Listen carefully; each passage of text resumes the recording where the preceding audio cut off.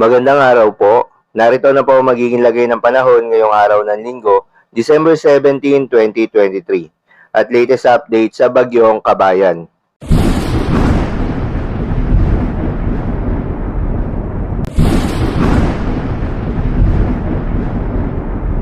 Ayon sa Pag-asa, itong binabantayan na low pressure area ay lumakas na nga bilang isang tropical depression at tinawag itong si Bagyong Kabayan.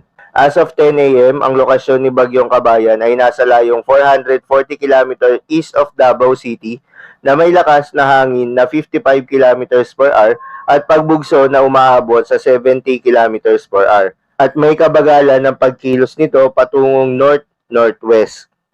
Dahil sa patuloy na paglapit ni Bagyong Kabayan sa ating kalupaan, sa ngayon nga ay nakataas na ang wind signal number 1 dito sa Visayas area, kabilang na ang southern portion of Samar, southern portion of eastern Samar, eastern at southern portion of Leyte, southern Leyte, Bohol at Camotes Island. Sa Mindanao area naman ay may nakataas na rin na wind signal number 1, kabilang na ang Dinagat Island, Surigao del Norte, Surigao del Sur, Agusan del Norte, Agusan del Sur, northern portion of Davao Oriental, northern portion of Davao de Oro, Misamis Oriental, Camiguin at northern portion of Bukidnon. Iba yung pag-iingat na po sa ating mga kababayan lalo na sa mga nabanggit na lugar.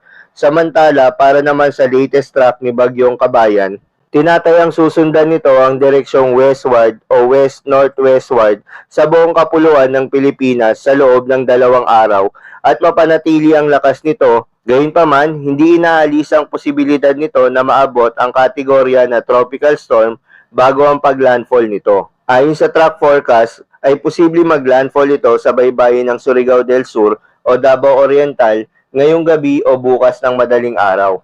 At posibleng tawirin ang mga lupain ng Mindanao at lalabas sa Bohol Sea o Sulu Sea bukas ng umaga o hapon.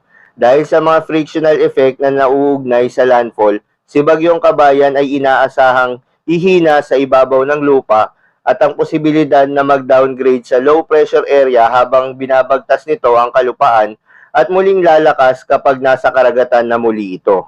Para sa darating pang mga araw at sa madaling araw ng Martes ay kikilos si Bagyong Kabayan sa Sulu Sea sa timog ng Cuyo Islands. Ang tropical cyclone na ito ay inaasahang maglalandfall muli sa gitna o katimugan ng Palawan bilang isang tropical depression sa Martes ng umaga. Pagkatapos ay lalabas ng Philippine Sea sa tanghali o bago maghapon ng parehong araw. At pagkatapos ay maaaring dumaan si Bagyong Kabayan malapit sa Kalayaan Island sa West Philippine Sea.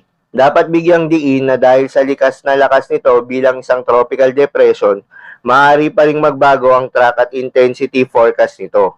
Sa ngayon nga ay makararanas na makulimlim na panahon ang malaking bahagi ng Visayas at Mindanao. Kaya naman pinalalahanan din ang lahat ng ating mga kababayan na maging alerto, lalong-lalo na sa posibleng paglandfall nito at sa mga lugar na nakataas sa wind signal number 1.